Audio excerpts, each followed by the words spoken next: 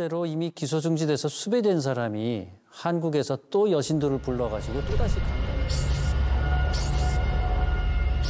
열었더니 그 옆방에서는 아무 일도 없는 것처럼 자는 척하고 강간 피해 당했다고 생각한다거나 자기네들이 의심한다고 생각하면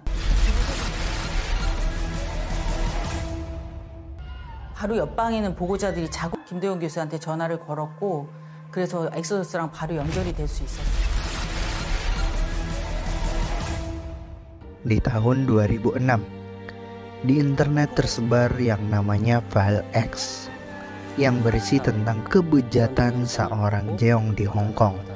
Kenapa File X ini bisa tersebar kepada media-media di Korea? Begini ceritanya.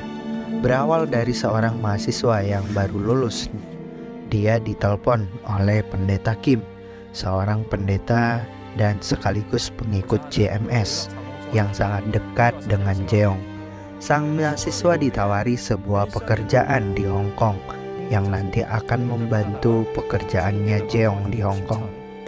Pekerjaannya hanya menerima dan mengirimkan parcel yang masuk. Akhirnya ia pergi ke Hong Kong dan mulailah sang mahasiswa bekerja. Sebelum mengirim kembali parcel yang sudah masuk, mahasiswa harus melakukan pengecekan terlebih dahulu dan mengirim kembali barang tersebut. Disitulah ia sering mendapatkan barang-barang yang dikirim dari Korea yang berisi tas foto yang di dalamnya foto-foto perempuan yang tidak memiliki busana. Bahkan ada file video-video perempuan yang menari sambil buka baju.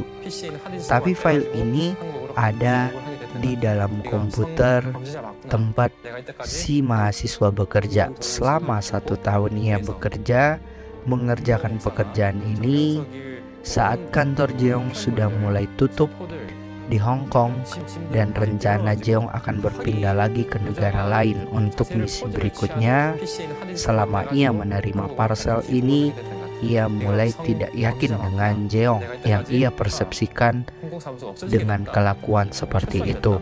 Karena kontraknya sudah habis dan ingin pulang ke Korea, ia mengcopy isi file yang ada di komputer dan menyebarkannya melalui internet. Karena file ini sudah tersebar di dunia maya, dari file X ini mulai banyak lagi pengakuan korban dan petisi dan desakan agar Jeong segera ditangkap. 2003, surat red notice atas Jeong sudah dikeluarkan, tetapi Jeong belum bisa dieksekusi oleh kepolisian Korea.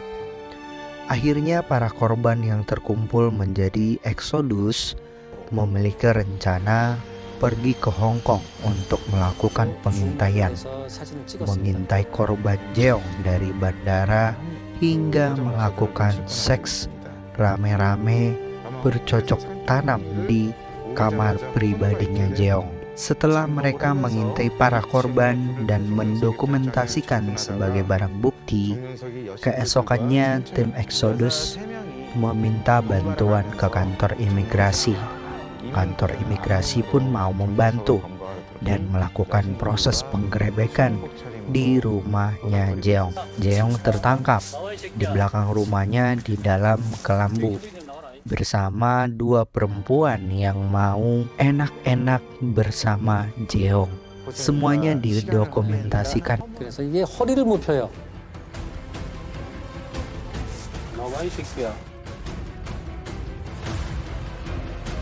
제가 카메라를 찍고 있습니다. 내가 가만히 있어, 이 새끼야. 손댔지? 내가 손댔어. 손댔잖아. 네가 손대고 있네. 저놈 이제 잡혀오는 건 시간 문제겠거니 하고 저희는 생각하고 있었는데 라고 홍콩 신문 일면 톱에 실렸고 또 주간지에도 Jeong berhasil ditangkap dan dia dipulangkan ke Korea. Semua media cetak Hong Kong heboh dan menulis di headline news mereka kasus tersebut dengan kasus sebutan kasus kelambu. Kim sudah berharap bahwa kasus ini selesai karena sang predator sudah ditangkap dan para korban sudah bisa tenang. Ternyata dalam proses penahanannya Jeong masih bisa menyewa pengacara mahal dan membayar $100.000 sebagai jaminan, dan akhirnya Jeong bebas lagi dan bisa menghirup udara bebas. Setelah bebas, Jeong kabur lagi dari Korea, dan kaburnya ini secara ilegal. Tapi kali ini dia ke Tiongkok.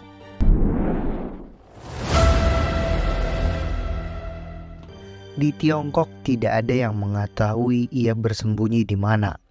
Dari tragedi kasus kelambu yang menangkap Jeong, dari Tiongkok, Jeong membuat sebuah video khutbah yang intinya membuat nada provokasi. Para pengikut JMS garis keras mengetahui kemana tujuan arah khutbah tersebut, dan akhirnya para anggota JMS melakukan intimidasi dan penganiayaan kepada orang-orang yang terkait dalam kasus kelambu. Satu persatu dianiaya oleh para pengikut JMS. Mereka menyebutnya dengan istilah berburu rubah. Dan yang terakhir yang mereka mau habisi adalah 책을 순간적으로 본능적으로 들어서 막았는데 그게 보니까 이제 건물 밖으로 이렇게 서로 노출이 된 거죠. 그러다 보니까 필요 시 김도형을 제거하겠다.